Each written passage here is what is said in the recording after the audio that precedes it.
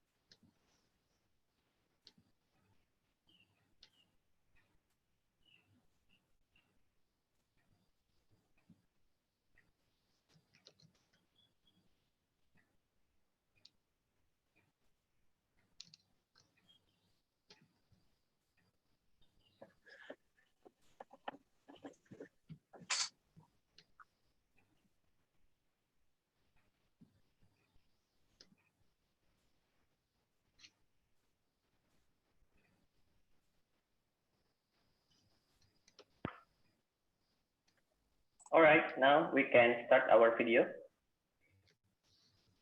Sure.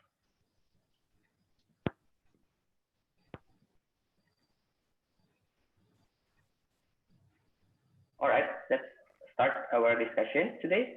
All right, good morning, everyone. Thank you for joining in today's discussion. I would like to welcome all participants to this webinar. 1 year on Jammu and Kashmir is moving in the right direction. Please allow me to introduce myself. My name is Muhammad Nabil.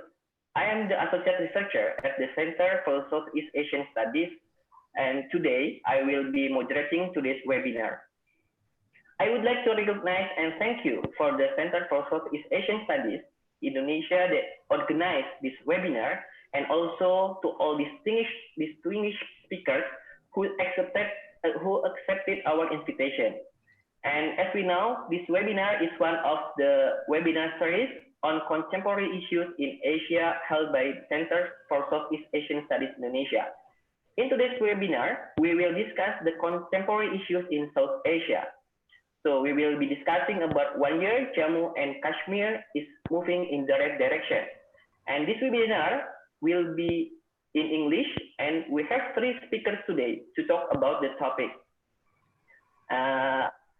Before we start the discussion, I will explain about our ground rules here, because we have ground rules, and the operator, okay. This one is our ground rules. Next. Sure. The Q&A session will only be done through the chat box. And please just put your questions only to the chat box in Zoom Live, and sorry, in YouTube Live. And moderator, me, will select the most relevant questions to be answered due to the limited time. And the questions must be delivered in English. All right. Well, we'll start our today's discussion. As we all know, Jammu and Kashmir is an Indian region. India, which has so many federal features, has 28 states and 8 union territories. A union territory is a region directly administered by the President of India through an administrator called Lieutenant Governor, while a state is ruled by a democratically elected chief minister. Jammu and Kashmir is currently a union territory. Before August 5, 2019, Jammu and Kashmir was a state with a special status under Article 370 of Indian Constitution. It was like a semi-country inside a country, And on December 5, 2019, the government of Prime Minister Narendra Modi has abolished the controversial Article 370 and made Jammu and Kashmir a union territory. The Jammu and Kashmir was also divided into two union territories. One is Jammu and Kashmir and the other is Ladakh. So to answer this issue, we have three experts today who will be speaking on this topic. And as promised, at the end of the session, the committee will select the best question who are eligible to get Doorprize from CSEAS Indonesia. Without further ado, I would like to introduce our speakers today. The first speaker is Pak Feramala Anjaya. Hello, good morning. Good morning, Pak Feramala. Yeah, good morning. He is our research fellow in the Center for Southeast Asian Studies. And also we have the second speaker, Mr. Vishesh Kaul. Good morning, Pak Vishesh. Good morning, Pa. Okay, how are you? I'm doing all right, thank you. You doing all right? Yeah, sure. I'm doing good, thank you. And for the third speaker, we have Pak Asep Setiawan. Good morning, Pak Asep. Good morning, Pak Nabil. Okay, sure. Without further ado, I would like to give a floor to Pak Feramala Anjaya, but let me brief a little bit about Pak Feramala profile. So he has experience as a senior editor at the Jakarta Post from 1995 to 2020. Currently, he is a senior researcher fellow at Center for Southeast Asian Studies, Indonesia. He holds Master of Philosophy in Southeast Asian and Southwest Pacific Studies from the School of International Studies, Jawaharlal Nehru University, New Delhi. Master's degree in History from University of Madras, India, and bachelor's degree from Osmania University, Hyderabad, India. So without further ado, Mr. Feramala, the floor is yours to present your presentation. Yeah, thank you, Mr. Nabil. Dear fellow distinguished speakers, Asep Satyawan and Mr. Vishesh Kaul, and also all the participants of this webinar, a very good morning. First of all, I would like to thank Dr. Arisman, the head of the Center for Southeast Asian Studies, for giving me this chance to speak this very important webinar. Actually, today is a historic day in the lives of the people of Jammu and Kashmir. They are celebrating a new era after 1 year. My paper will focus mainly on the topic Jammu and Kashmir's new journey, opportunities and challenges. So that is my topic. First of all, according to a Chinese saying, a journey of 1,000 miles begins with a single step. So for Jammu and Kashmir, which is now a union territory, that step was the abrogation of the Article 370 of the Indian Constitution through a presidential order on August 5, 2019, exactly 1 year ago. So with the abolition of the Article 370, Jammu and Kashmir state lost its special status. Earlier, it was having a special status. This process took it very quickly because on August 5, the Indian government put it in the Rajya Sabha, the upper house, and on the next day in the Lok Sabha. So both houses passed this bill, and it was signed by the Indian president on August 9. So then they have a the whole Jammu and Kashmir region divided into two union territories. One is Jammu and Kashmir and the other one is Ladakh.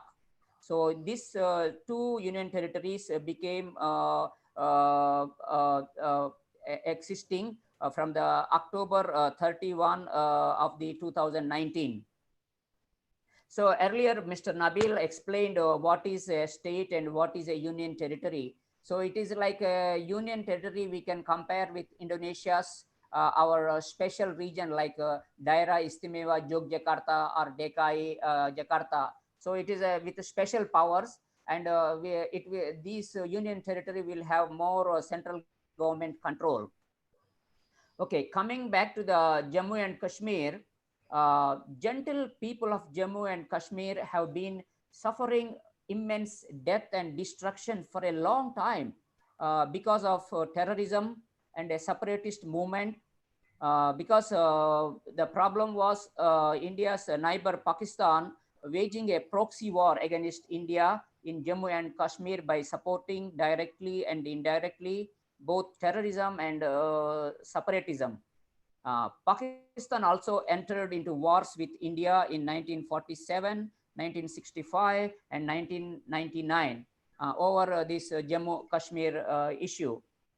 So before going into the further details, let's see actually how Jammu and Kashmir looks like. So many people say it is a paradise on earth.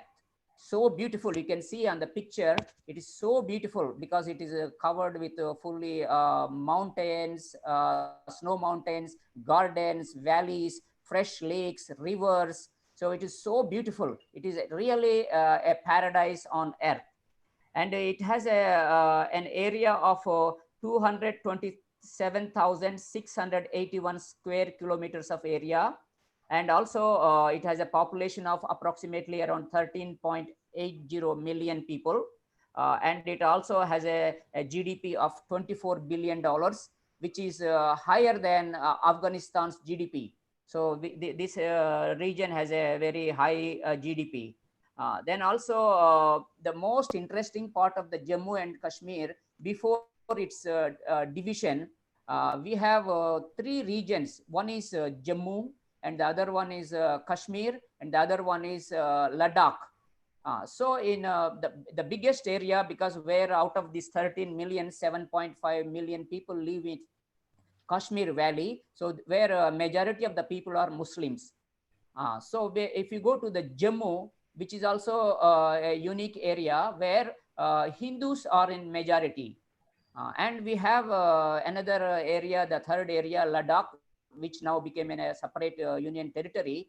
There, if we go there, we will be surprised and shocked to see that you will not find not a single Indian-looking person. They all look like Indonesians because they are in the Himalaya mountains and they are very close to Tibet. So they look like Indonesians, and their religion is Buddhism. So in one state, we have three religions. We have Muslims, we have Hindus, and we have Buddhists. So now the Buddhist area is separated from Jammu and Kashmir. And also, another unique thing about this Jammu and Kashmir region, of course, now after becoming union territory also, it has two capitals. Normally, one province has one capital, but Jammu and Kashmir has two capitals. One is Srinagar, which is normally becomes capital during the summer period from May to October. So that means now we are in August. So it is in this, the capital city is in Srinagar. And we have Jammu city, which will become capital during the winter period from November to April. So this Jammu and Kashmir state has two capitals. So, this will continue. Then also we have very since it is a heaven on earth, so it is a very famous for tourism. Before this unrest, this separatism movement, terrorist movement, it was a very popular destination not only among Indians but among foreigners also. For example, just last year we have before, I mean 2018, we have 17 million domestic tourists, around 140,000 foreign tourists. So its economy is also very strong in terms of, I mean, economic growth. I think I have a statistics for 2017. It was 5.3% growth. Then also it is basically the Jammu and Kashmir economy is basically based on agriculture, mostly the horticulture. So they have very beautiful apple plantations, and also they have cherries, they have walnuts, they have flowers, and also Kashmiri people are very well known for the handicrafts. They make very beautiful shawls and also bags and many other items, the silverware. They are very good artisans. So now maybe many people do not know much about this Jammu Kashmir background. Just I will go into a brief details of this background. Uh, Actually, we before 1947 we had British India, which was consisted of not only India, the present Pakistan and Bangladesh. All these three countries were together under the British India, and at the time also, though India was controlled by the British, but we have independent or autonomous princely states, small states. They had, I think we had around 569 states. So Jammu and Kashmir was one of the states at the time. So it was ruled by a Hindu Maharaja. His name was Hari Singh from the Dogra dynasty. During the 1947, when India and Pakistan became independent, all these 569 princely states were given three options. They can either join India, they can either or join Pakistan, or they can also stay independent. So here the problem was majority of the people of this state were Muslims, and the ruler was a Hindu. Uh, it is very close to the border of the Pakistan. So Pakistan was expecting that this Jammu and Kashmir state will join Pakistan, but the ruler, he didn't want to join neither India nor Pakistan. He was exploring, was there any chance to become to remain independent. So finally, what happened? Pakistan lost its patience, and in because in India and Pakistan became independent in October, in August. So in October, they send tribal militia, and also some people allege that the Pakistani soldiers went in civilian dresses and they occupied most of the Jammu and Kashmir state. So that Maharaja was unable to defend his state. Then he immediately asked the help of Indian government. But Indian government said, why we should help you, because you are not part of India, or we didn't have any links with you. Then the Maharaja king decided to integrate Jammu and Kashmir with India. So he signed it is called instrument of accession in 1947. Then after signing that agreement, then India airlifted its troops to Jammu and Kashmir, and then they controlled almost 75% of the Jammu and Kashmir territory. And then because of then suddenly the war break out between India and Pakistan. The war went on until next year, 1948. And then the United Nations and other major powers intervened, and then we had a ceasefire. Then they put a border. It is called line of control, LOC. So there, whatever the Pakistani troops occupied a small portion of the territory, and then the remaining portion was under the Indian control. But then the United Nations passed several resolutions, and also they said that to find a solution for this issue, we have to have a plebiscite. But according to the United Nations plebiscite, that first the Pakistan must withdraw its troops from the occupied territory, and also India must also reduce its troops in Jammu and Kashmir part. but Pakistan never withdrew from that area, and also India also said Pakistan didn't withdrew, so they also didn't withdraw. So since until now, the plebiscite was never happened because of the Pakistan's promise that it will withdraw. So that was the background. But after that, Pakistan was so frustrated, and it went on war with again in 1965, and also in 1999 tried to wage a war against India, and also try to encourage separatist movement in Kashmir area and other things which disrupt the peace in the Jammu and Kashmir province. What are the major problems of Jammu and Kashmir? Because after that, actually, during the integration, the Indian government, according to the Indian Constitution, that Article 370, they gave a special status to Jammu and Kashmir. So it was a state in India, not like other states. They have some extra powers, extra autonomy. Even in the beginning, they had their own constitution, they had their own flag, and the head of the state is called a prime minister, not a chief minister. So it was very strange at the time, but it was a temporary provision. So a president can abolish this article. So that's why it was the same thing done by Indian president last year.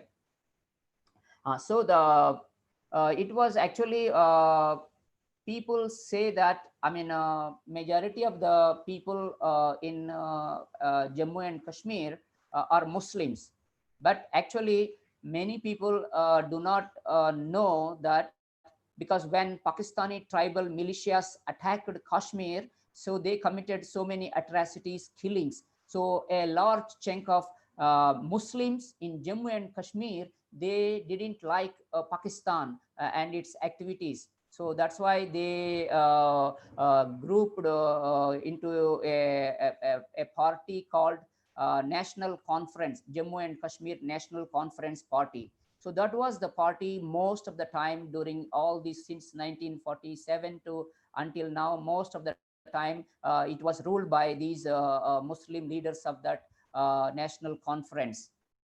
But during this all these years, the Pakistan and its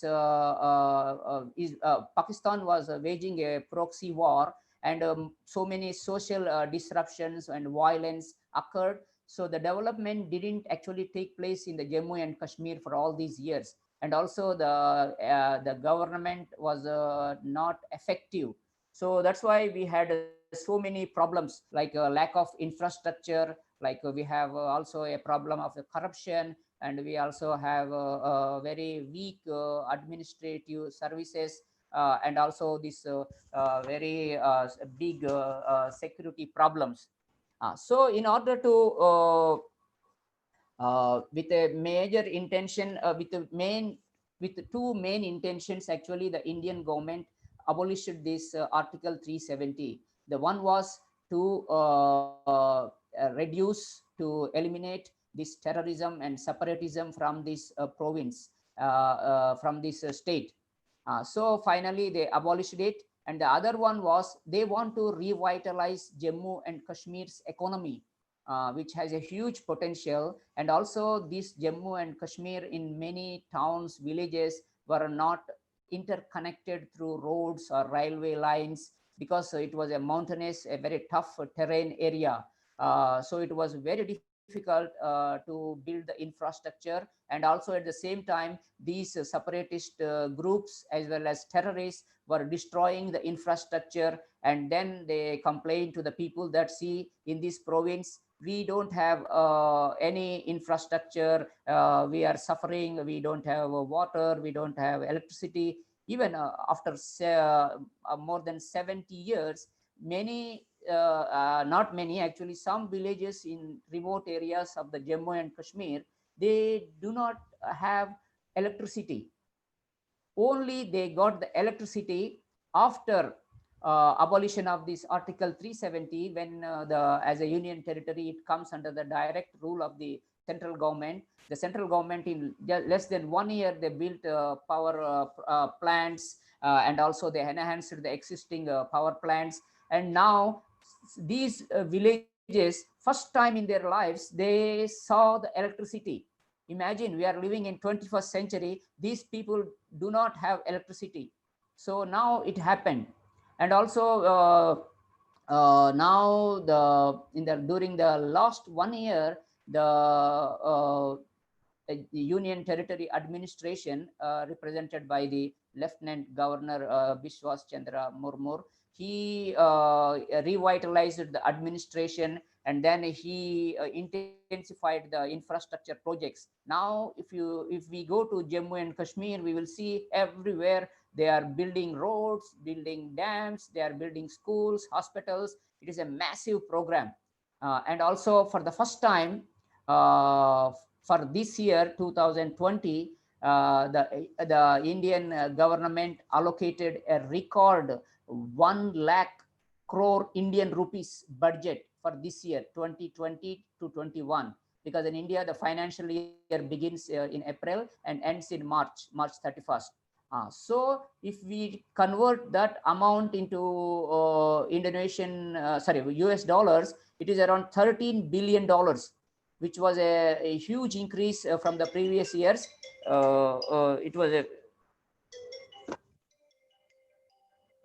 It was a huge increase from the previous years. Sorry. It was a huge increase, and then a big portion of that budget will be allocated to infrastructure development. They are building a big railway line which now connects Jammu and Kashmir to all parts of India.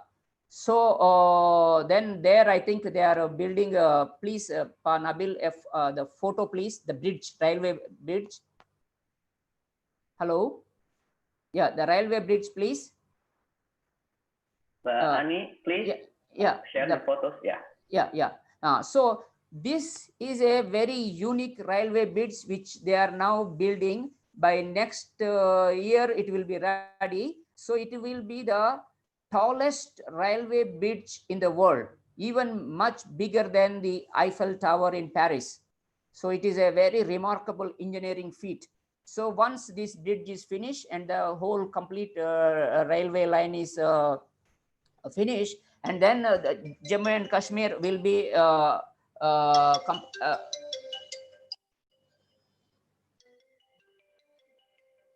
Ani?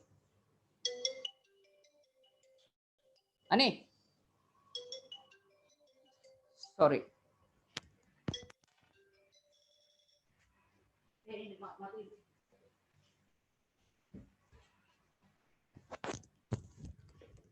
Yeah, sorry, there was some small disturbance. Okay, hello? Yeah, can you hear me? Yes, hello? I can hear you, Pak. Okay, hello, sorry, Pak. yeah. So this is a very big game changer if this Jammu and Kashmir will be connected to all over India. So the economic development will be boosted, and also they are planning to boost investment climate. I think in November they were supposed to, they are planning to host a big investment summit in Jammu and Kashmir, but I don't know whether it will materialize or not because of this COVID-19 pandemic. Then also on the education side, in 1 year, can you imagine, they opened 50 colleges. Colleges is affiliated to the universities, and also including 7 medical colleges. And the number of medical seats in this Jammu and Kashmir doubled in 1 year. So they recruited lecturers, staff, and now the students have this facility, 50 new colleges in 1 year. So actually why they opened 7 new medical colleges is because they want to develop Jammu and Kashmir region as a hub for medical tourism, because the climate is so beautiful, and the weather, and there is no pollution, and so that's why they want to develop this Jammu and Kashmir as a new medical tourism hub for the medical tourism. Then also, I think the government also launched so many new initiatives to help very poor people, like old age people, like orphans, like women. Then also they have been giving a lot of scholarships to students, but unfortunately this, because of this COVID-19, now they turned into virtual teaching methods. But I think when this crisis is over, the academic activities will back to full swing. The most significant achievement of this during the 1 year is actually the violence has come down by 40%. The violence has come down by 40%. It is a remarkable achievement. So this way, because it is under the direct control of central government, they tightened the security at the borders, and also they deployed police and military, and they have a full control. So that was the reason why now the people are seeing normalcy slowly, and people are now, I think according to the Jammu and Kashmir Happy Index, it increased because there was not many violent protests or terrorist attacks, and at the same time they are receiving the government assistance, and also they are enjoying these new facilities. They built so many bridges, and now these bridges have become the selfie spots for the people. Earlier they used to walk 30-40 kilometers. Now, because of building a new bridge, so it cut short to only just 2-3 kilometers. People are enjoying these lives. But now the question is, what are the challenges for this Jammu and Kashmir? But of course, the biggest challenge will be always there from the Pakistan. So, but if Jammu and Kashmir, because of this all infrastructure development, investments, their exports, the new job creation, actually last year they recruited 10,000 people in the government positions, and this year they are planning to recruit around 50,000 people in the government position, not to say about the private sector, which is also seeing a very positive sign. Excuse me, Pak Paramala. Yeah. Please watch the time frame. Yeah. Okay. Thank you. Thank you. So it will be a big challenge as long as Pakistan do this kind of operations. But I think government will handle this by tightly controlling the borders to stop the infiltrations. That is one big challenge.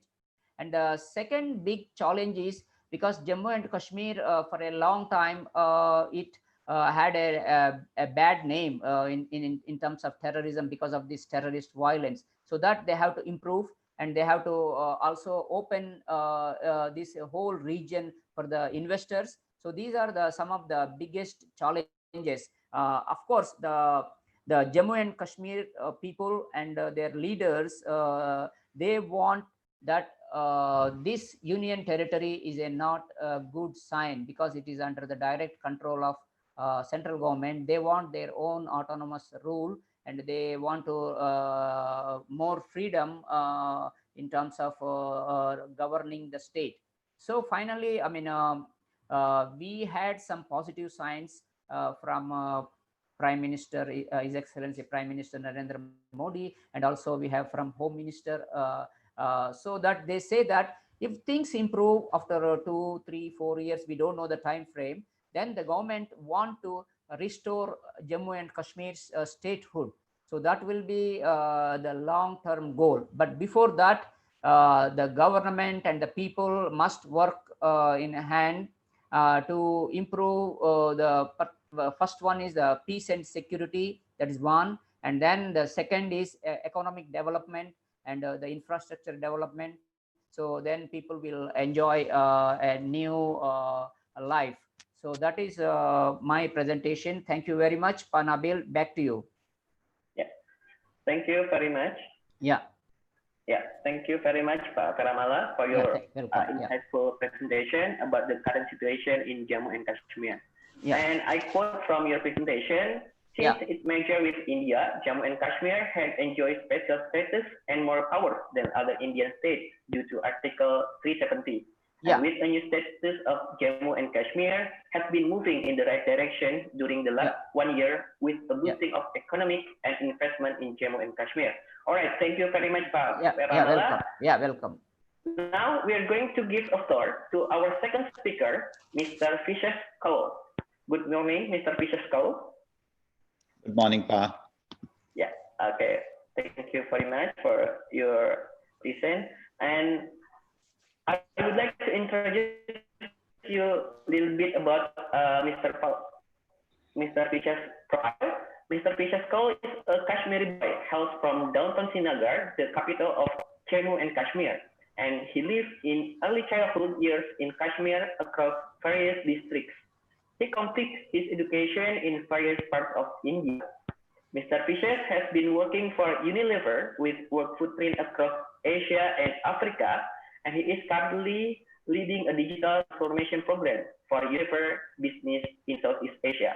Without further ado, I would like to give a floor to Mr. Fisher Cole to present the topic of Jammu and Kashmir. Thank you very much, Pa, and esteemed panelists. Thank you very much for having me on this platform. Pa Veramala, thank you for putting the background and the Kashmir geographical and demographical structure in such a succulent manner. I think it's not an easy job to present the complexities of Jammu and Kashmir's geography and demographic complexities. So that was very nicely presented, and also about the genesis of the Kashmir issue, which has deep rooted, which goes back into the history, has deep roots into many complexities around India's partition at that point of time, the state of Pakistan, which was getting created at that point of time. And you present a very good view of the state of, what government of India is doing in Jammu and Kashmir as well. I would like to focus on the 1 year which has passed since the abrogation of the aforementioned Article 370, which is definitely the article in focus. But what exactly happened on 5th of August? I think it's important for us to understand that as well. What role were these articles playing for the state of Jammu and Kashmir and for rest of India, how rest of India viewed these articles? So let's have a quick snapshot of what exactly happened on 5th of August 2019. So there were three articles which were in action on 5th of August 2019. The primary one being the Article 370, which was by nature a temporary article in the Indian Constitution, which provided a special status to the state of Jammu and Kashmir, but inherently it also at some level provided some level of divisiveness with rest of India, because it accorded the power to have a separate constitution, a separate flag, and a special autonomy for the state of Jammu and Kashmir. So from that perspective, the status of Jammu and Kashmir was a little bit higher than rest of the states who had merged with the Union of India using the same instrument of accession at that point in 1947. However, Jammu and Kashmir had a slightly higher status, a more autonomous status in the Union of India. The second article, which was in action on that day and was repealed, was Article 35A. Now, many people don't factor it in their arguments or in their discussions. However, this article was a very important article in empowering the people of Jammu and Kashmir and making them alienated from rest of integrating with rest of the India. Even within the state of Jammu and Kashmir, it was a very discriminatory article, because it did not look at all the potential citizens from one single prism. Yeah, it afforded a separate citizenship for the for the people of Kashmir. So a citizenship within the citizenship of state of India. The ownership of property rights was limited to the so-called citizens of state of Jammu and Kashmir and nobody else. And this superseded the property, the citizenship rights of rest of the India. So the the citizen of Jammu and Kashmir had higher rights than the state citizen of rest of the India.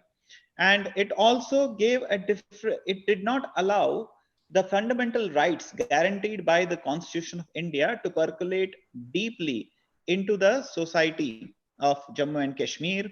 Many of the rights, for example, right to education was something which is a fundamental right guaranteed by Constitution of India, was not applicable in the state of Jammu and Kashmir. Yeah, so that was the second article which was repealed on 5th of August, and one act was introduced, which was J&K Reorganization Act 2019, a very important act in my opinion, which was introduced and passed by Parliament of India, and it established two union territories. One is the Union Territory of Jammu and Kashmir.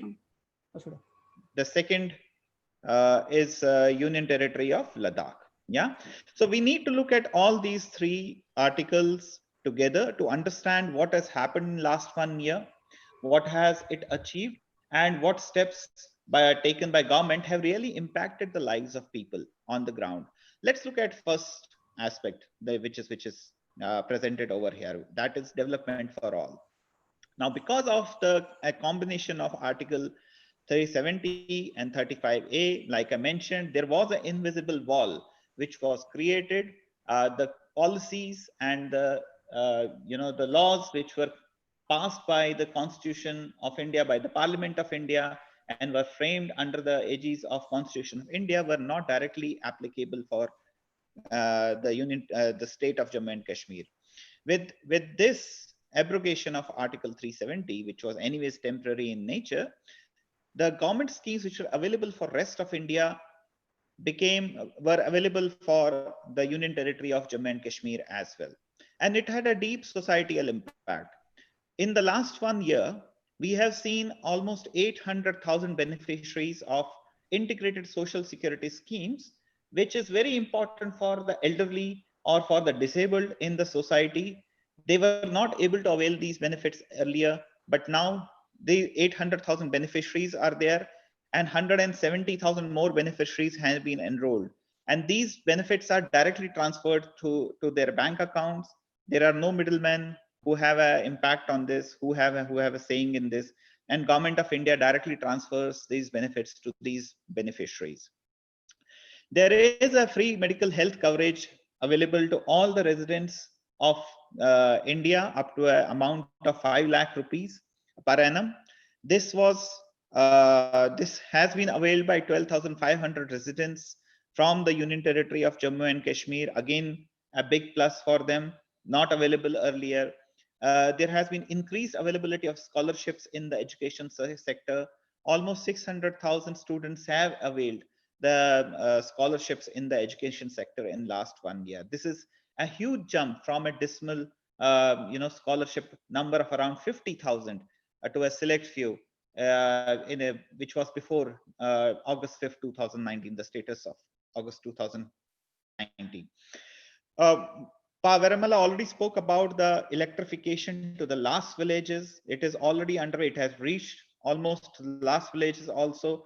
It was a blot on the Indian democracy that many villages would not have this basic facility, the drinking water, those kind of basic facilities which are necessary for the life, sustaining the life of a human being. They were not available. But now, these are things of the past, and almost all villages have the electrification now. The water is also reaching all the villages in Jammu and Kashmir. And one big task which happened because of this abrogation of Article 370, the state machinery was under the direct control of Government of India now. That means the steps could be taken for modernization of police force and the state administrative services and bring them at a par which is required to run a society, an administration for a modern society. So the primary of them was modernization of police force, because Kashmir, as Power ML also pointed out, has had a troubled past, and there is an ongoing conflict over there. The police force was not capable enough to handle this conflict, because they were not trained enough, and they were not trained enough because they were disconnected from, because of these laws. All that is thing of a past. The modernization of police force is being undertaken at a rapid scale, which is improving their capability to handle the challenges which are there for a modern society. This is the first aspect that I wanted to cover. If we go to the next slide, please. On the infrastructure end, yeah, many of the points already highlighted by Power MLA, but there were almost 800 projects pending for decades.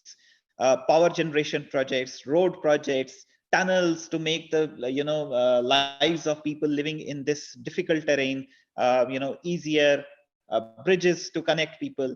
They were languishing for years and years, and not only because of the challenges posed by the geography of the state, but also because of the corruption which was deeply embedded in the political class of Kashmir. And I'll talk about that separately. I have a slide on that as well. Yeah, but 800 of these projects which were pending for decades were accelerated, and they have been completed already across this Union Territory of Jammu and Kashmir. Power ML already spoke about the highest bridge, which will connect Kashmir to rest of India through railways, and big achievement, not only from the engineering front, but also from ensuring that Kashmir is part of the mainstream India and is connected to them. There were seven major road projects which were connected remotest and difficult to reach areas in the Union Territories. Medical colleges, state-of-art hospitals being set up. There was a lot of clamor around, the investments which are being made, and Power ML already spoke about the investment summit which is going to happen. The good thing is that the government of Kashmir is already working on setting up 4 industrial zones. Which does not impact the agricultural land, but non-agricultural land is being used to set up 4 industrial zones where industries can come and set up their own, their own factories, their own manufacturing units, which is in our IT services units, which will provide employment opportunities to the people living in Kashmir. This was not possible earlier, yeah, because the land could not be procured, could not be secured for industries. Nobody from outside could do that earlier. So it has become easier because of the repealing of the Article 35A and Article 370 in Kashmir. One very important aspect, Kashmir is very well known for its Pashmina shawls, its saffron, but it was a very sad state of affairs that while Spanish saffron is known as Spanish saffron, there is no GI tag which identifies Kashmiri saffron. Yeah, I don't need to explain that how the GI tagging, helps not only in the identification process or building the brand, but also bringing more monetary value to the farmers who are tilling on the ground and trying to make a living of these. But Kashmiri saffron has been accorded a GI tag. Kashmiri Pashmina will be accorded a GI tag, because of which the counterfeiting will become less, and it will be possible for the artisans and craftsmen to get the due that they deserve for having these masterpieces, creating these masterpieces from their end. Yeah. And finally, the heavy investment in tourism infrastructure to shore up direct employment opportunities is also underway. Resort destinations are being built. A lot of focus in improving the capability of people who are handling the tourism sector. All that is also underway. Big hotel chains are being invited to set up tourism, because Kashmir is called Switzerland of India, and it is called heaven on earth. And there were the conflict which happened in Kashmir, many international and national visitors would visit the state, and spend their summer holidays over there. That has taken a hit. So there is a concentrated effort to shore up the tourism infrastructure in Kashmir as well. Yeah. Next slide, please. So this has also given an opportunity to create an equal society where all individuals are looked from the same prism.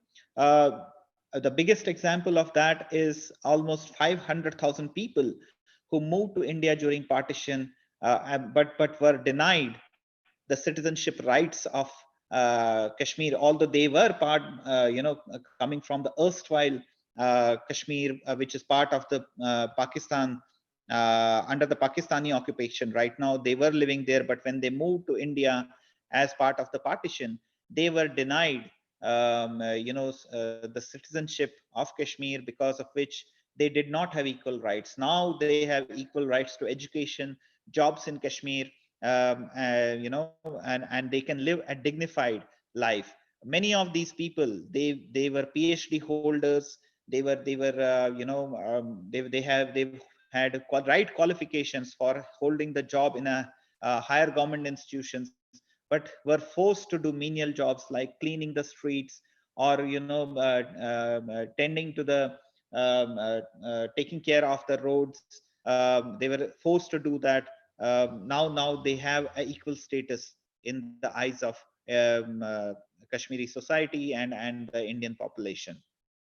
One travesty of Article 35A was that the female population did not have equal rights as male population in Kashmir.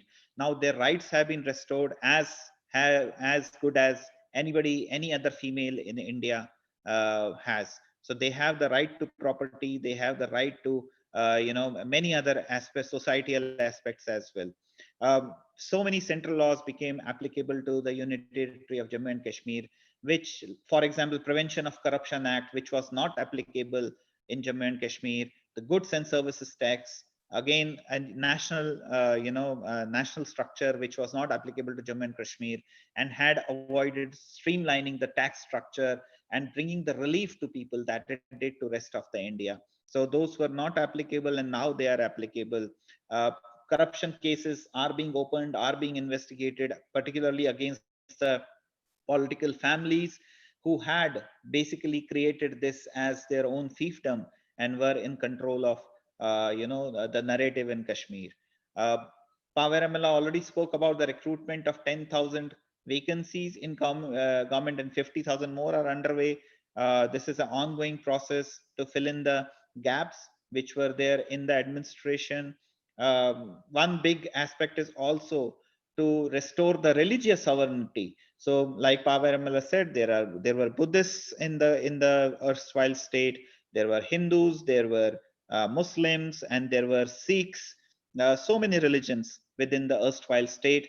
Now, all of them have suffered. There have been challenges for all the religions, and the government has ensured that the religious sovereignty of multiple faiths is restored. The temples are built, the mosques are taken care of, the Buddhist temples are also taken care of. So all that is underway. And the biggest benefit of all this is that the cycle of violence has tremendously reduced. The youth is optimistic about what is happening in Kashmir. They can see the light. They want to be part of this movement to restore Kashmir to its earlier glory, not only today, but for thousands of years. Kashmir has had a glorious record. It has a civilizational impact on rest of the India. They want to be part of that movement, and they are shunning away the cycle of violence. Yeah, but the biggest impact. Can we go to the next slide, please?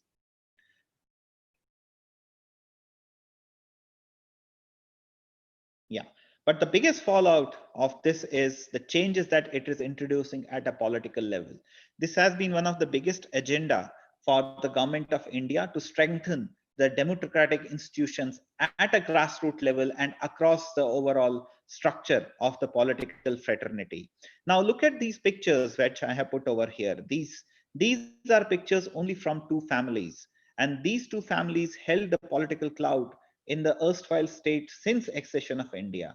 Only these two families almost ruled like their own personal fiefdom, and they used to have 370 Article 370 to maintain a hold on the political narrative and frame policies which benefit their inner circle.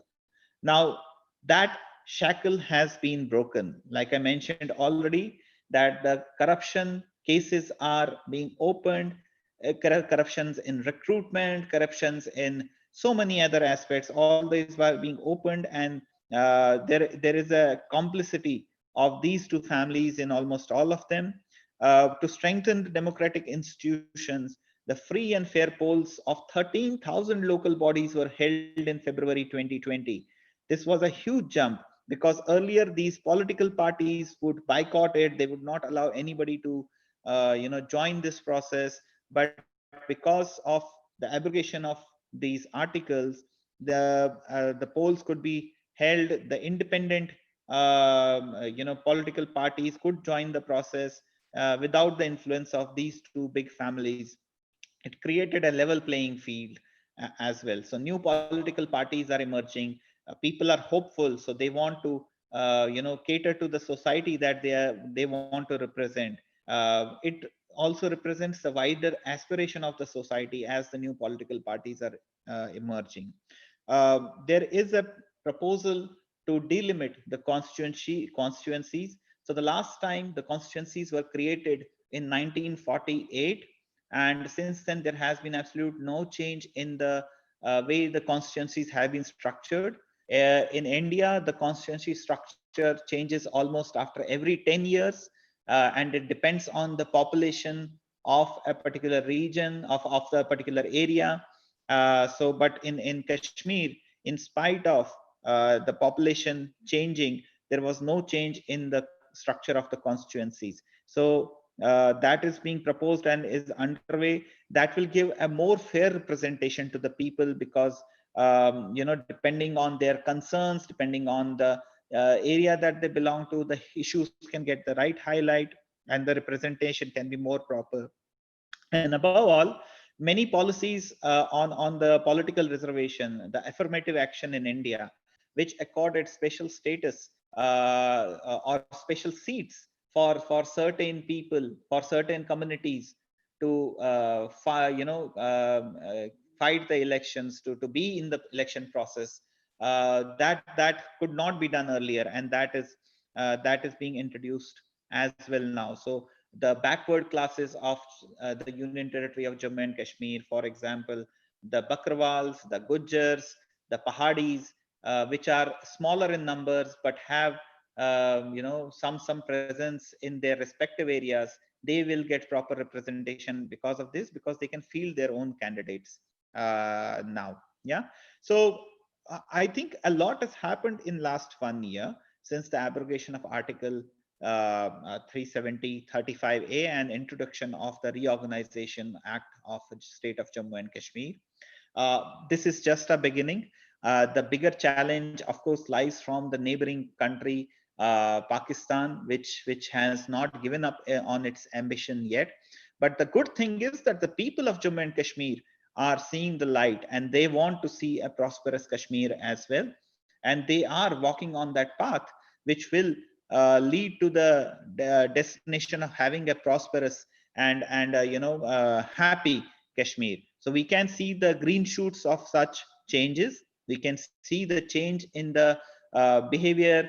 We can see the change in the aspirations, the way Kashmiris are more confident now. We can see that happening on the ground. And I'm sure that if we continue on this path of journey, we will see very positive results in times to come. Thank you. Panabil. Okay. Thank you, Mr. Fisher, for your insightful presentation. And I took note from your presentation that the infrastructure development and equal opportunities for all society in Jammu and Kashmir are the key of the progress in Jammu and Kashmir. And thank you for that. Now we are going to another speaker.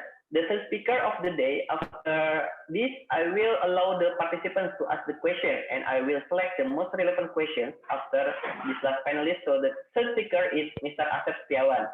So let me brief his profile a little bit.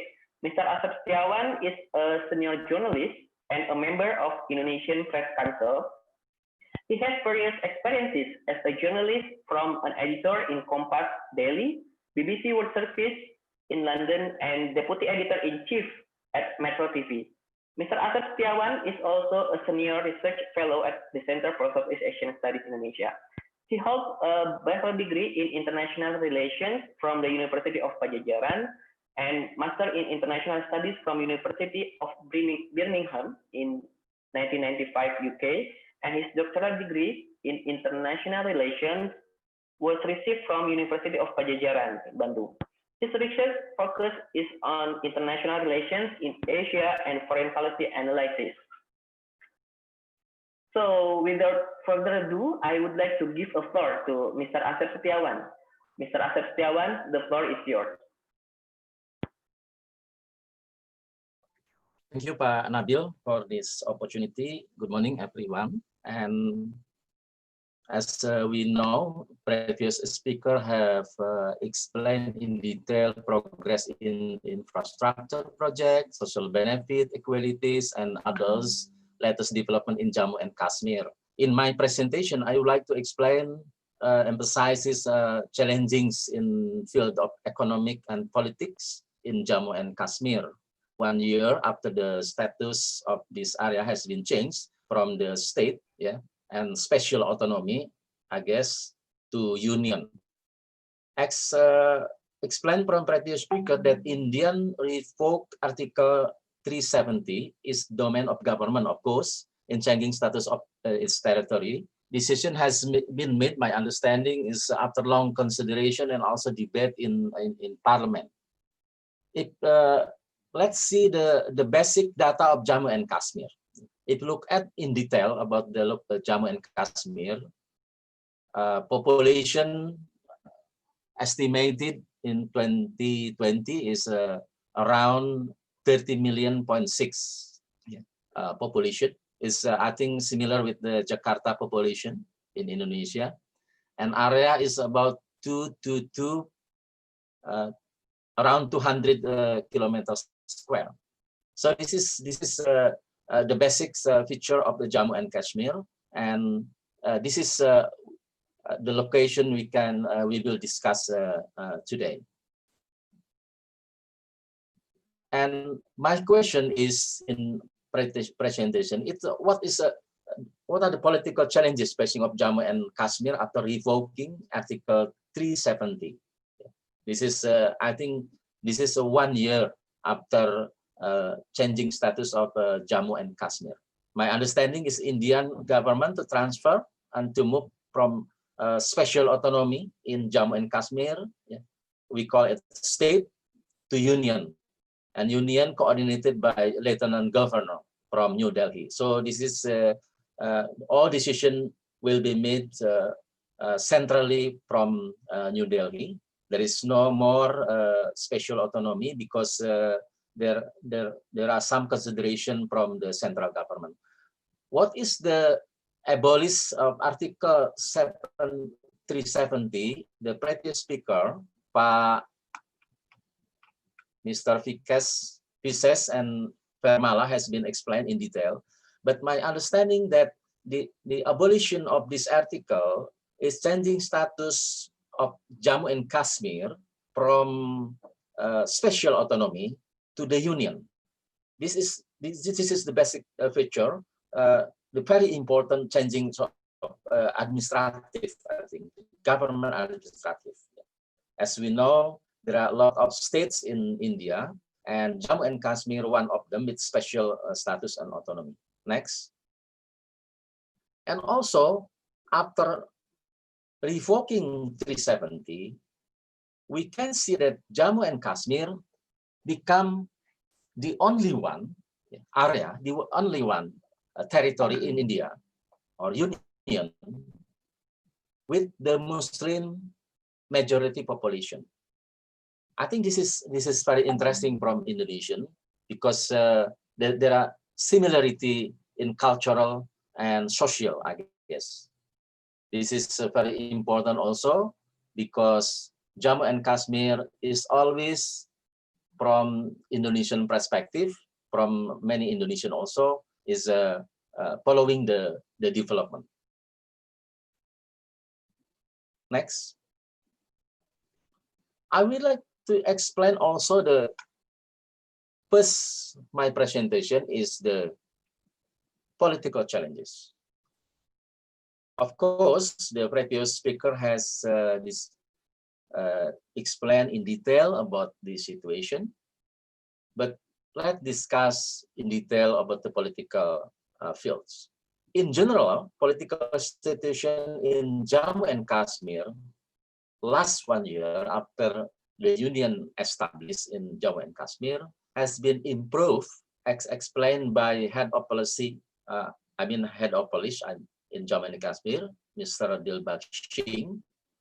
He said that the overall law and order situation in the valley had improved and violence had come down. I think Mr. Vises has explained before that the conflict has been reduced significantly in this area. So in last 1 year, the Jammu and Kashmir, in terms of the political situation, has been the area with this very stable area. Low intensity in conflict. Also, my understanding, the activism from separatist movement, who sometimes make violence, and then any others violence has been also reduced significantly. However, I would like to point out my understanding, maybe the other speaker will explain later, that Jammu and Kashmir up to now is remain in lockdown status. So the political situation is very stable, very good condition.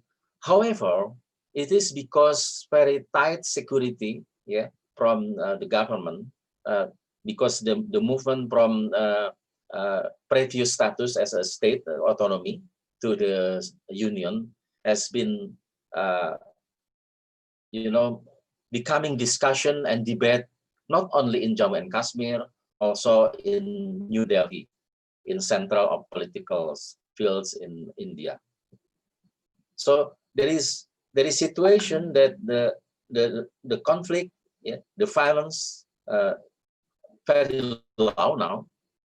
However, it's still in progress how to recover, because the security is very tight, and my understanding is the Jammu and Kashmir is what so-called is in lockdown.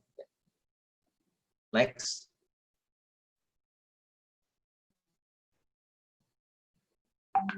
As I explained before, that there is a declining in terrorism movement in 1 year. And also, we can see that the violence, also fatalities, has been reducing, becoming lower, and also terrorism, who make a violence every day before, and also is in decline. So the political challenge here is how Jammu and Kashmir becoming what so-called quote unquote normal, like the other state and area in India. This is the most challenge in Jammu and Kashmir now. But in general, that Jammu and Kashmir in stable, very stable, because the changing of status put the central government to handle everything rather than before status and autonomy. So this is very interesting development in Jammu and Kashmir in the political situation, because it becoming the stable, becoming the less violence, less conflict. However, it is challenging also how to establish more, open in this Jammu and Kashmir. Next. I would like to touch also the challenging in terms of economic. Yeah. The previous speaker, Mr.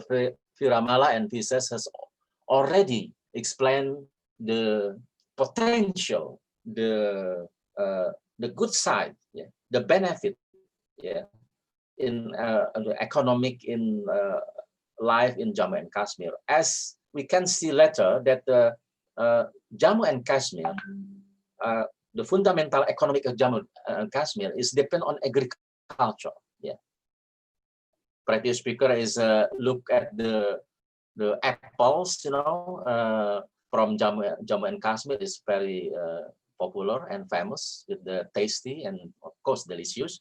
This is the one sign that the economic challenge of Jammu and Kashmir lay on agriculture, and Indian government has already explained by Firamala, and there is heavy investment in this area.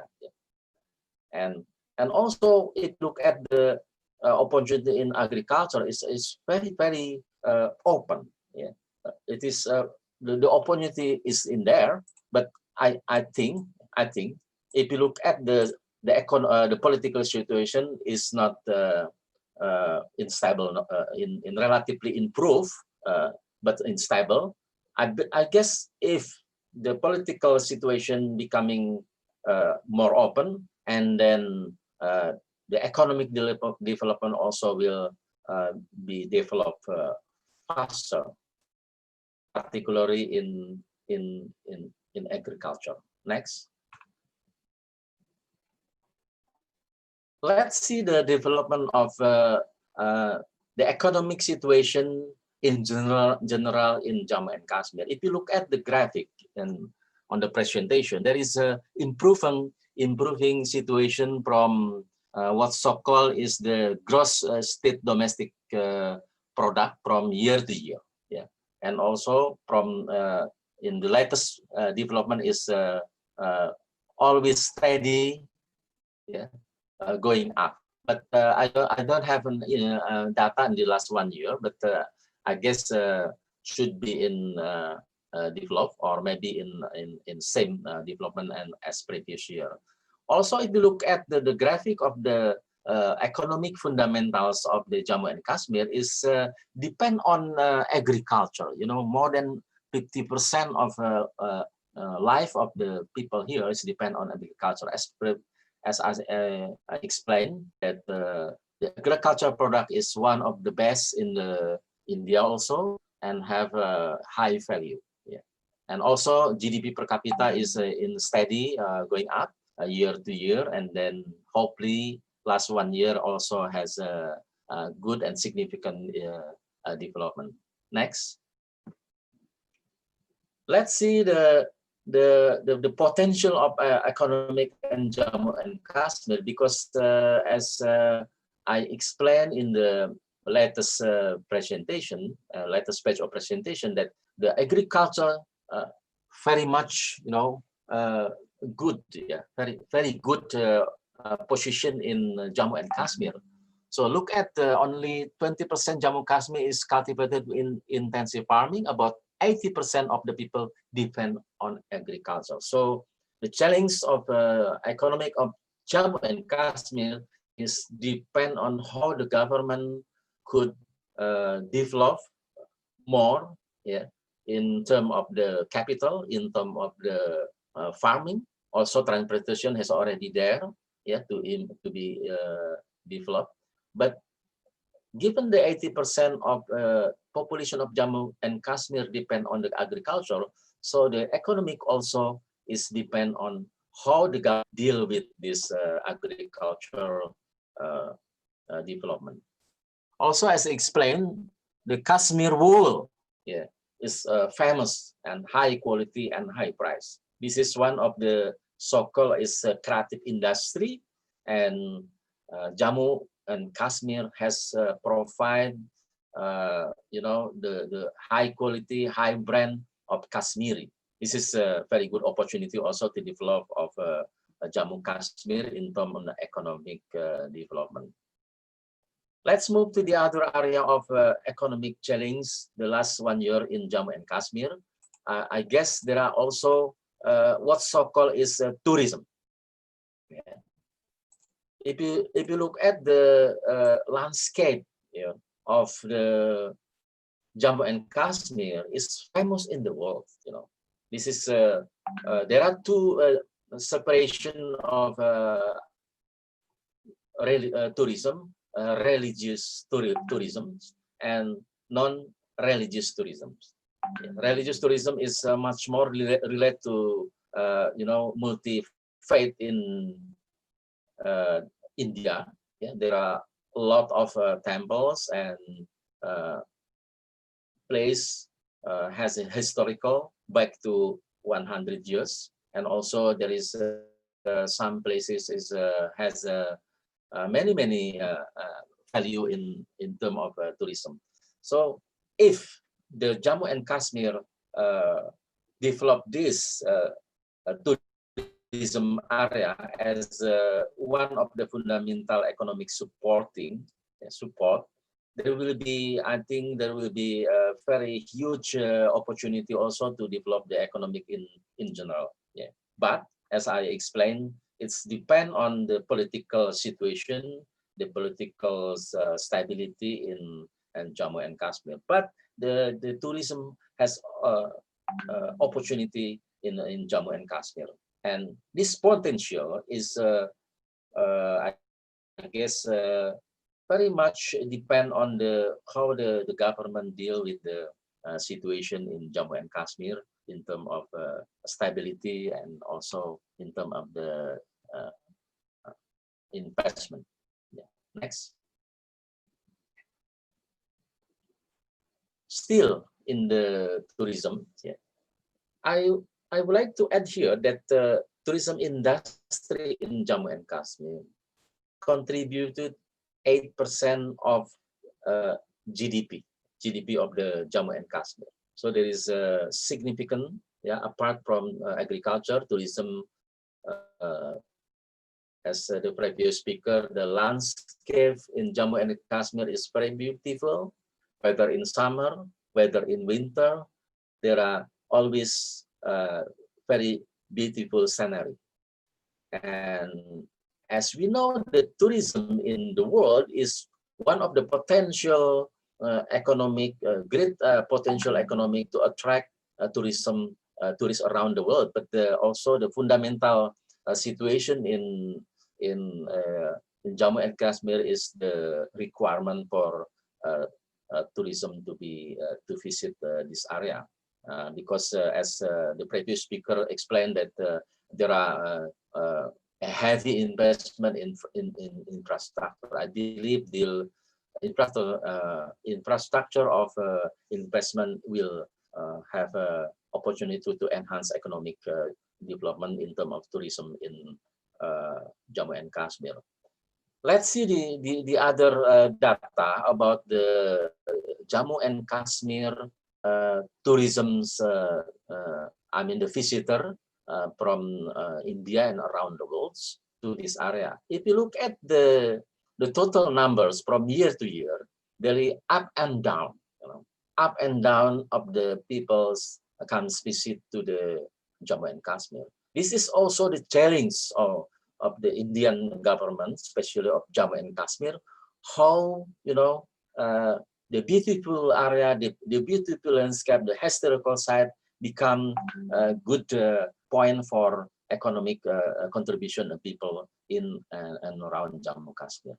If you look at the number, the latest number from 2018 about 2 million, and then also decrease about to 30,000 something.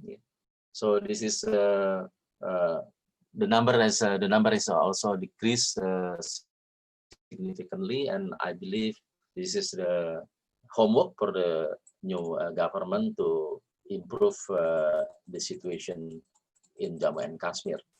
Next. Yeah, as mentioned before, that agriculture is very important, and this is why I put emphasis in the latest development in Jammu Kashmir in agriculture, because 80% contribution of the economic and fundamental economic of Jammu and Kashmir is come from the agriculture. But I also mentioned in next presentation, but also economic challenges is in the field of manufacturing, yeah, and film industry, as you know, yeah. Next slide is film industry. I think if you look at the Indian film, you know, Jammu and Kashmir has very good, yeah, you know, feature, very good landscape, very good, very beautiful area. So this is the film industry is, I guess, it should be the focus of the current government, because the beauty of the landscape and scenery in Jammu and Kashmir. Also the cloud industry and pharmaceuticals. So in conclusion, yeah, in conclusion, for my presentation is, yeah, as far as, you know, the central government, yeah, have right policies, you know, in the time and place, I believe the stable Jammu and Kashmir will flourish, will be prosper, you know, because the right policy, yeah, whether in political and in economic area, could be very potential for Jammu and Kashmir to be, you know, in progress, catch up with the other area in India.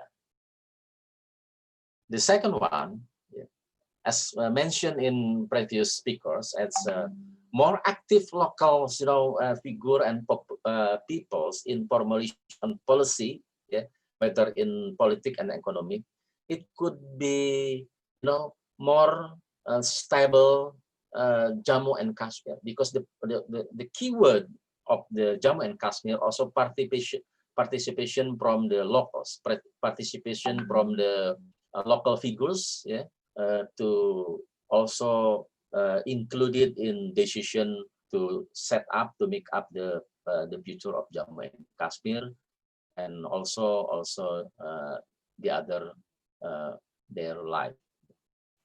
The third one, my conclusion is the good business environment, yeah, will enhance productivity and prosperity.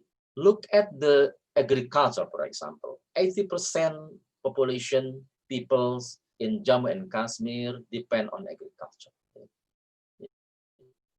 The flowers, you know, the fruit, yeah, also produce significantly high quality. And as far as the government concerned, yeah, if the agriculture put in priority, yeah, so the Jammu Kashmir will have, you know, stable and prosper in the future. So the changing status from state of union should be benefit for the peoples in Jammu and Kashmir, yeah. And the government assignment, the government task, and central government, I mean, is to keep the situation in stable in terms of the political and security. Thank you very much, Pak Nabil, for the opportunity. Yeah, thank you, Mr. Asep Setiawan. And I agree with you that the right policies in central government lead to more stable in the union, which will have a good impact to the business climate, and it will enhance the productivity as well. Okay, now we have completed the 3 speakers who spoke about this topic. Now I will open the Q&A session, which allow the participants to ask the question.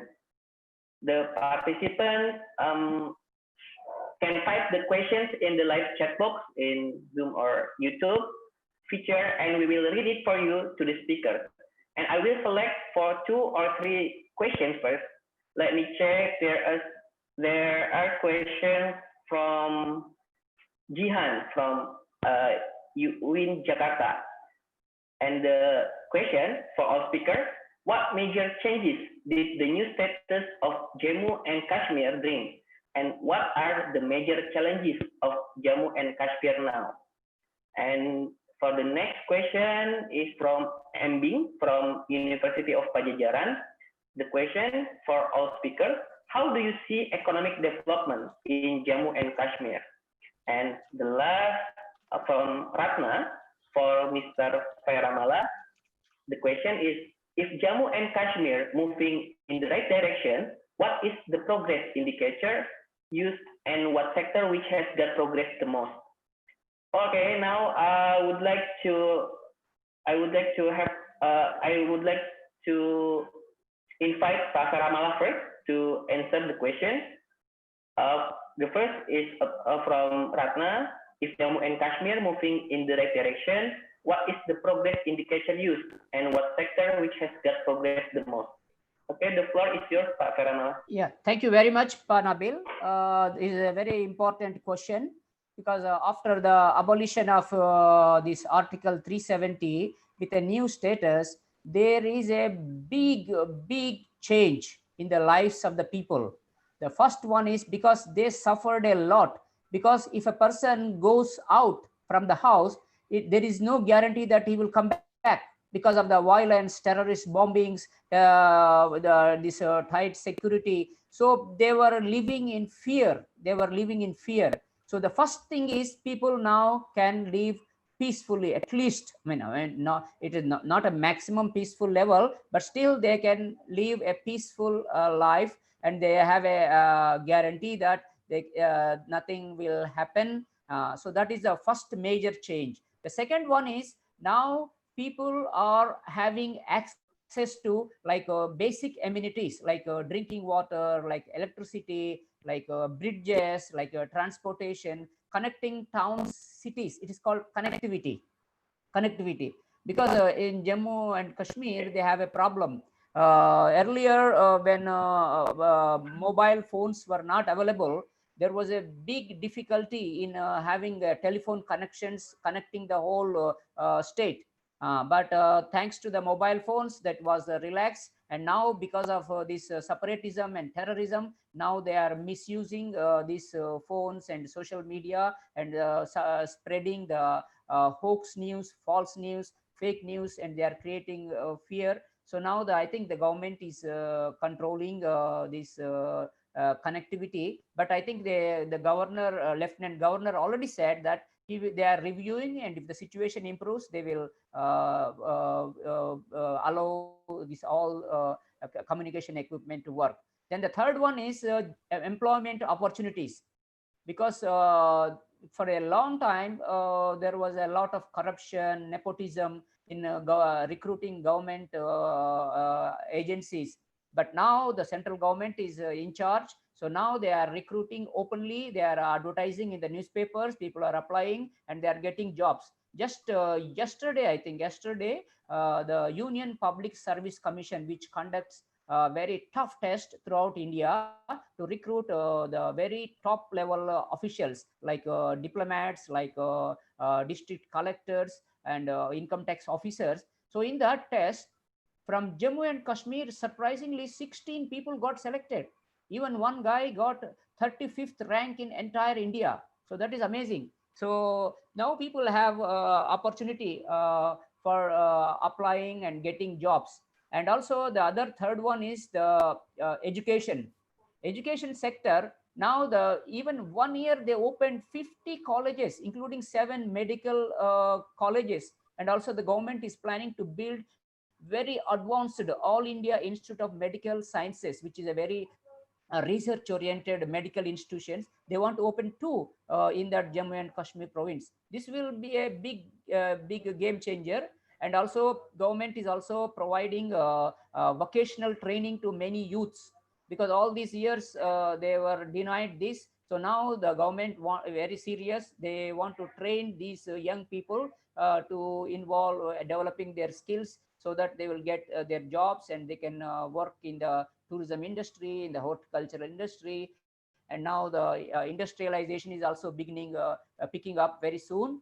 So these are the and also the poor people who are helpless people, they also get a lot of money through these social security programs. That is also very good. And as Mr. Vishesh said that now the government is offering a free health insurance. That is amazing. So with that insurance, they can get treatment. If somebody is sick, they can get in entire India that free medical facility. So that is a very amazing aspect. So these are the basic opportunities, but the challenge will remain always, because there are so many bad propaganda, fake news, that if you see from the Pakistan side, that the people of Jammu and Kashmir are discriminated, and they were denied opportunities. They don't have this, that, so many fake news.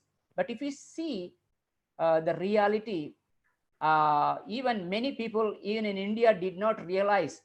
Do you know, the since India became independence in 1947, we have three prime ministers from Kashmir: Jawaharlal Nehru, Indira Gandhi, and Rajiv Gandhi. They ruled India 33 years. All these three are Kashmiris. I mean, they have origins from Kashmir.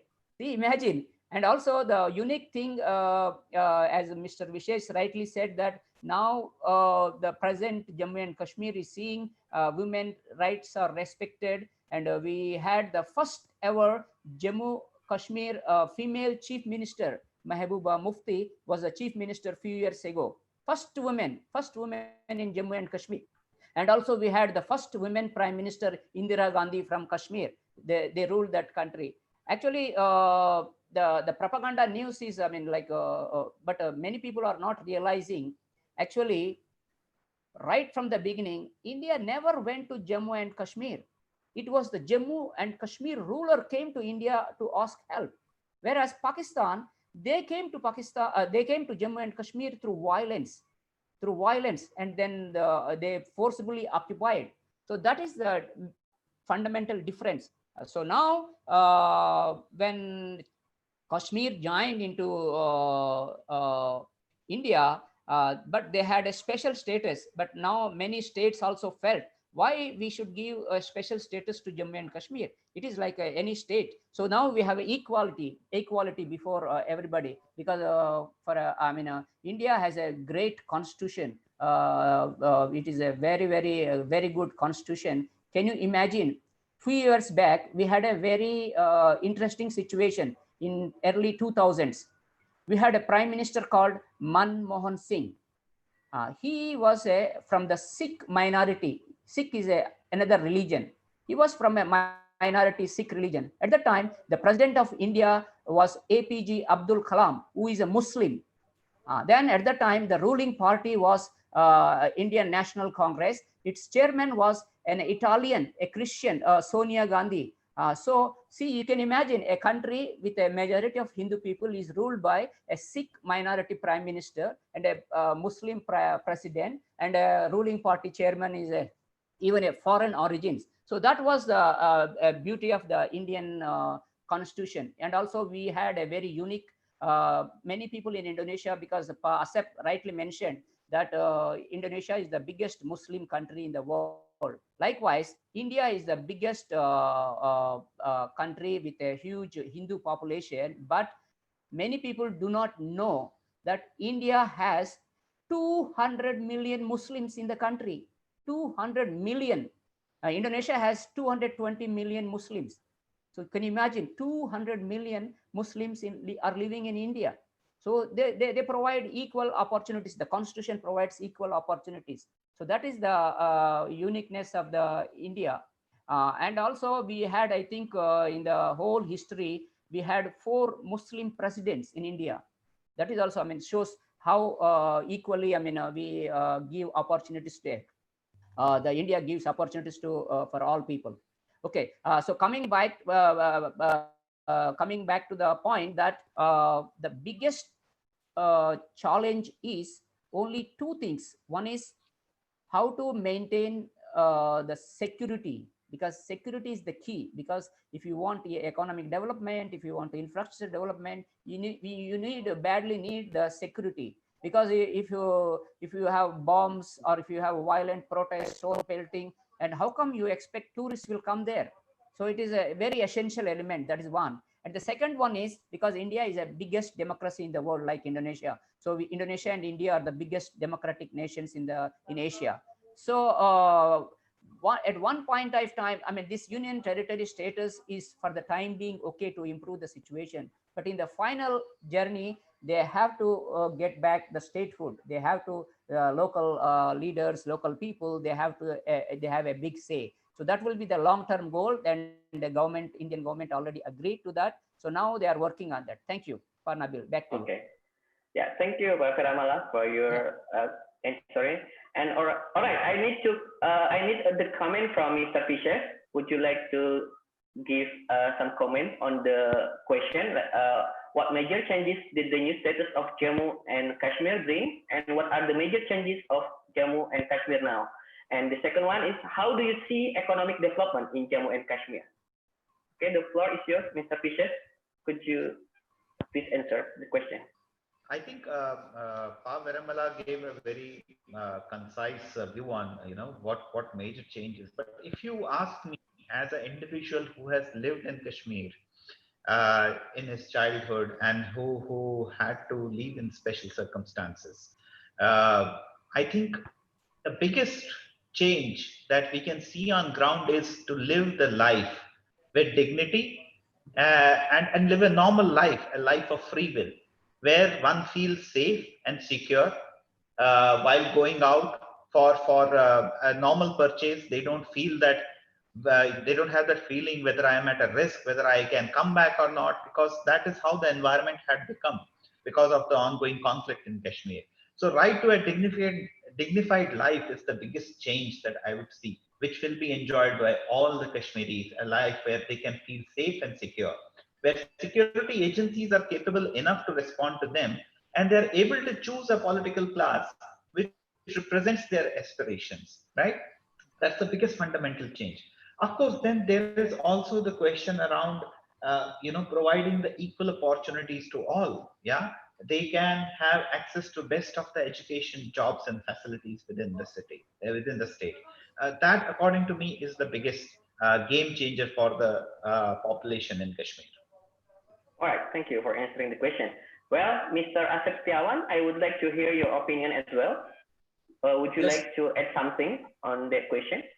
Thank you very much, Pak Nabil. I just want a little bit adding for this point, as the major changes in Jammu and Kashmir is in terms of the political structure. The administrative will be centralized and also will be more stable, maybe because the union structure is centralized government, and I believe that the central government in New Delhi will have a good plan for this area, and there's and also, as Pak Firamala, there will be equal status, so there will be same opportunity for this area to develop as the other union and states in India. That is major change.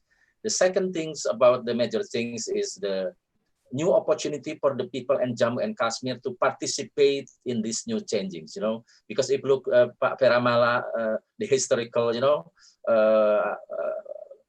of Jammu and Kashmir, there is only a few family, only a two families group, deal with the political side, but because the changings will be open to more, political figure to participate in decision making for our own self, This is very important in this new government. And also in the third things about the major economic development is, as Firamala and Pak Vises explained before, there the heavy investment, heavy benefit for the people in Jammu and Kashmir, and it's depend. I think it's depend also in the locals how to to use this benefit from the central government, even from development infrastructure, and also the equals opportunity and benefit for themselves. Otherwise, as Pak Firamala explained, there is a hoaxes, and also this is a bad, image from the others, and also to spread out the false information. I think in this term, Jammu and Kashmir people should be, as the other states and India, have to embrace how they are part of Indian, government, and then they could develop equal with the other state and union. Thank you, Pak Nabil. Okay. Thank you, Pak Asep, for your answer. And now we have question from Alivia Nurul Iza from Brawijaya University. This question is for Mr. Fisher. Did Jammu and Kashmir have some serious issues or cases with gender inequality before? Since there are targets on more gender equal rights, especially for daughters in Jammu and Kashmir. And the second question from Mital. And this question is for Mr. Fisher as well. Do you see a light for homecoming of Kashmiri Pandits after a painful exile from their home state Kashmir? And the last one is for our speaker. Regarding to those development process in Jammu and Kashmir, she was wondering how Jammu and Kashmir in facing the pandemic of COVID-19 in their area. Maybe for the first one, I will give a floor to Mr. Fisher to answer the question. Sure, Fisher, sure. please. Sure. So I'll address the question on gender equality first. And I think, like I mentioned in my presentation also, there were 3 articles which were discussed. On that day, 2 were repealed, 1 was introduced. So along with Article 370, there was Article 335A also, right?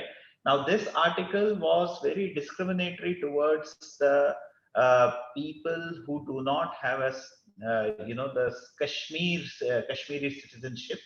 And according to this article, the gender discrimination was embedded in this article because the daughters of this of Kashmir, if they go out of the state, if they marry out of the state, they will lose all their rights to anything in Kashmir, whether it is paternal rights, whether it is societal rights, they will lose all of that.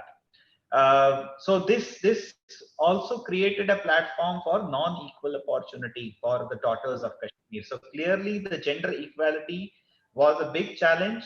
It did not afford the same status to a female born in Jammu and Kashmir that it would to a male. With the repeal of Article 35A, that has been balanced out. Today, the daughters of Kashmir are equal participants in and have the equal rights as any other gender, the male gender in the Kashmiri society will have. So that is one big change, and it has set right a historical wrong which was being committed to the daughters of Kashmir. So that's the question on the gender equality part. Yeah. And I'll move on. The second one. For the second one, do you see a light for home for Kashmiri? Yes, please. Yeah. I'll move on to the second question on the homecoming of Kashmiri Pandits.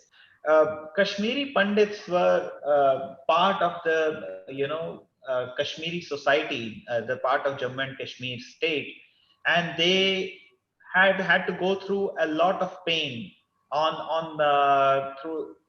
through the 80s, which culminated on 19th of January 1990, when all of them were simply issued notices by the local populace to leave Jammu and Kashmir. The state of Jammu and Kashmir. Now, this is a very painful episode. It was largely supported by the Pakistan insurgency, Pakistan-backed terrorists. They were selectively killing this particular community members, and they were the ones who issued the notices also, and that's why the Kashmiri Pandits have to leave. Now, it has been 30 years that this community is out of Kashmir. They have lost a lot in the process because they were forced to live in refugee camps. Their culture is at a loss. Their traditions are at a loss. Their religion is at a loss. So they have suffered a lot over the last 30 years. And one of the dreams of Kashmiri Pandit community is, and this is the Kashmiri Hindus, is to go back to their motherland and embrace it once again, because that is what is their rightful place to be. Now, this was not a reality, this was not a possibility till now, but with the abrogation of Article 370, there is a hope that this will set in process an awakening within the Kashmiri society, and the challenges which have been thrown by the Pakistan-sponsored terrorism in Kashmir will be overcome by both the Kashmiri Pandits and Kashmiri Muslims working together as a community. And I can see that happening a lot on the ground. The interaction between both the communities has improved a lot. However, this is a complex issue. 30 years is not a short period. It's a generation has passed on in this, and there is a lot more which needs to be done. Definitely, this step of abrogation of Article 370 is the stepping stone towards restoring the trust by opening the minds on both the sides, by setting the pace for the development in the Union Territory of Jammu and Kashmir, and by making everybody an equal stakeholder in the process of restoring the Kashmir. I see this as a very positive step in that direction. I don't know what will be the time frame, whether it will be 5 years, whether it will be 10 years, or whether there are any more steps needed to restore that, the harmony between the two communities, the faith between the two communities. But clearly, I see this as a very positive step, the abrogation of Article 370, and I see the green shoots already happening, already coming out, which will allow this ultimate return of Kashmiri Pandit community back to their motherland in near future. All right. Well, I need a comment from Mr. Karamala on how Jammu and Kashmir is facing the pandemic of COVID-19 in the development process running in Jammu and Kashmir. Could you add something? Yeah, thank you, Nabil. Actually, unfortunately, India has been suffering like all other countries in the world from this COVID-19 pandemic. Now, I think India is in the third position after US and Brazil with almost 2 million cases. But in Jammu and Kashmir, the total number of cases are today, I think, around 21,000. The deaths are not many. So this virus is not that serious or severe there, but of course, because of these lockdowns, the COVID pandemic has disrupted many infrastructure projects, many colleges, academic activities. It affected, but hopefully, if they found a vaccine, maybe in the next 3-4 months, and India is in a better position than all over the world because it has big, huge, massive pharmaceutical companies that can produce, like for example, the other day I read somewhere, one pharmaceutical company in India has a capacity of producing 1 billion vaccines in 1 year. So that is a huge capacity. So we need, because the whole world is suffering from this COVID-19, but luckily in India, though they have 2 million cases, but the death toll rate is less than 2%. And also, I think 60% of the people are already recovered without any medicine, without vaccine. I mean, in the sense, normal medicines, they have recovered. So, but only the infection rate is very high. So this 21,000 out of 13 million people is very small. That's all from me, Mr. Nabil. Okay, thank you, Pak Karamala. Yeah. And now, Mr. Asep, would you like to add something on that? Just one about the COVID cases, COVID-19 in Jammu and Kashmir. As Pak Firamala explains, that the latest figure is about 22,000 cases and around 400 deaths for these cases. But the response for the local government as same as the other government in India and states with the economic measures, because the low income people may affected by this COVID-19, also due to this disease, and almost all activity in very slow, in industry, in agriculture, transportation, I guess. And then also I believe that they will be recovered soon, because as Pak Firamala explained, India is active, to have a research in creating the vaccine. So this is only temporary case, for the economic and political situation in Jammu and Kashmir during the COVID-19. Thank you. All right. Thank you, Pak Asep. Now, I will take two questions more from MB from University of Pajajaran. And this question is for all speakers. What will be the future of Jammu and Kashmir? And the second one is the question for Mr. Asep. Do you have any recommendations to develop Jammu and Kashmir becoming more open for economic and business opportunity? Maybe I will give the chance to Mr. Asep first to answer the question. I think the first thing how the Jammu in Kashmir could be more open to political and economic. First, of course, the stability in terms of security is the primary task for the government. Why? Because as Pak Firamala and this has explained that this area for long term, for quite indicates maybe the source of the conflict, in terms of religious things related, also in separatism, also, because this is in the border, a lot of issue in terms of security. So the first thing should be done by the government is to establish the security. However, the consideration of security should be also thinking about the, prosperity or economic, things. So the recommendation is security should be, depend on the people's participation, not only from the top or bottom. I think the people should be responsible for Jammu and Kashmir security, and then I believe there will be have more opportunity in the future because the people also responsible for their security, and the government will be in recommendation and also support. Because if the approach in top and bottom in the term of security, there will be what so-called is cycle of security in the Jammu and Kashmir area. So that is the key factor how the open for business and political in the future. First is stability, but also participation from the people. Thank you. Yeah. Thank you, Mr. Asep. Now I would like to comment from Mr. Vishesh on what's the future of Jammu and Kashmir. What will be the future? Yes, please. I think we have high hopes for future, and definitely what we are seeing, the steps that have been taken, and what we are seeing as a result of those steps bodes well for Jammu and Kashmir. Yeah, the investments have gone up. There is a plan in place.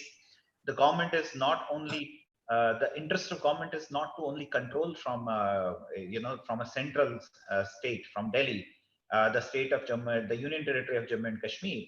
They are making earnest efforts to build the grassroots level organization, the capabilities which are required to lead a democratic way of life. There is an earnest effort to build those. I already spoke about 13,000 polls were held, as 13,000 block level posts were filled because of that. So these are all very positive steps. Infrastructure pace has improved. People are optimistic. That's the biggest factor according to me. That's the biggest indicator. I think the future is very bright if the journey continues like this for, let's say, next 3 to 4 years. And I'm hopeful that it will lead to the promise of the government of India to restore the full statehood to the Union Territory of Jammu and Kashmir. That will be the culmination point of it. There are three things that I think we need to be careful about in the overall scheme of things. One is the pace which has been set is the right pace, and it needs to be maintained. The pace of recovery, the pace of development, that needs to be maintained. The confidence which the local population has shown in the government of India, that needs to be restored back. It needs to be paid back by the government of India as well. So this pace needs to continue for these 4 or 5 years. The second step is the local security situation has to improve. The interference by the surround neighbors, for example, Pakistan is definitely there. Recently, China has also started supporting Pakistan on this issue, and they have tried to escalate the tensions on the borders as well. The resolve of the Indian government in protecting Kashmir from these external influences, from these external disturbances, has to be rock solid. It needs to be maintained at a very high level, and any interference should be dealt very severely with. This is very important. And the third and final step is, ensuring that the participation of local population and the opportunities which are offered to them remain at a very high level. It should be an inclusive process. They should participate, whether it is securing what is happening at a job level, or in the educational institutions and the democratic institutions. It will be very important to secure the participation of the local population. On all these three steps, I think we are going in the right direction. The local population is very enthusiastic. The government has taken very tough steps on improving the security infrastructure and response to the neighboring countries as well. And the pace of development it has kicked off very well. We just need to ensure that it continues at the same level. Yep. Well, Mr. Paramala, I would like to hear your opinion as well on this question. Yeah. Thank you very much, Panabil. Yes. Yeah, thank you very much, Panabil. I see a bright future for Jammu and Kashmir because the central government is very serious in developing this Jammu and Kashmir to make it one of the prosperous states. For example, you see the 2000 this year's budget, which is in Indian rupees 1 lakh crores, which is equivalent to 13 billion US dollar. Can you imagine, with the same level of population, the Jakarta province has only $3.5 billion. The Jammu and Kashmir has $13 billion, almost more than 3 times of the budget. You can imagine. But because of this coronavirus, it affected slightly the development activities, the infrastructure projects. If these coronavirus was not there, can you imagine in 1 year what kind of achievement they should have achieved? Then also I think the government, despite of this coronavirus, they are targeting this year the Jammu and Kashmir economy will grow 11%. 11%. Of course, Jammu and Kashmir has a history. Around 3 years ago, its economic growth was 17%. So, I mean, it can easily grow. If the only basic fundamental, as my fellow speakers said, Pa Asep and Pa Vishesh said, the basic ingredient for the better future will be the law and order, the security situation. That is very important. The second, the seriousness of the government, and also the effective administration. So these are the 3 things. So if these 3 things will be in the place, I will see a bright future for Jammu and Kashmir, because they have natural resources, they have very talented people, and they are very educated people also, because if you see from the national level exam, 16 people from Jammu and Kashmir qualified. They beat all millions of Indian students. See, that shows. So they are very talented people. So I will see a bright future. Thank you, Pa Nabil. Thank you very much, Pak Paramala. Now we have 4 minutes to close the session. Kindly be informed, the session is also recorded in Zoom. So we will make it available in YouTube to reach larger audience. And before we close the session, I would like to ask each panelist to provide a closing statement in 1 minute maximum about this topic today. So I will give the floor to Mr. Paramala first to give the closing statement. Thank you very much. Thank you very much. Because I feel very sorry about the fate of Jammu and Kashmir people. They suffered more than 70 years. 70 years. So this is the time to put to an end to their suffering. So that is very important. At least, I mean, they can live peacefully.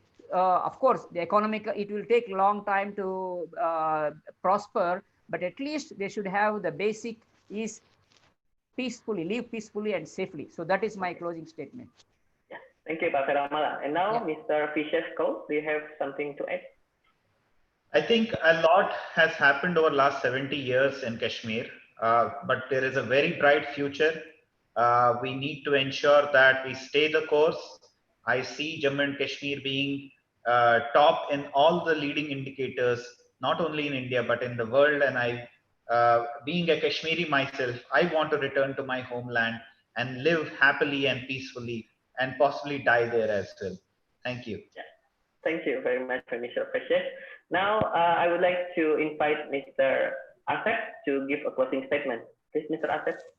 Yeah, I think the changing status of the Jammu and Kashmir is a very big opportunity to develop peoples, also to have more, prosperity in the area. I believe this will be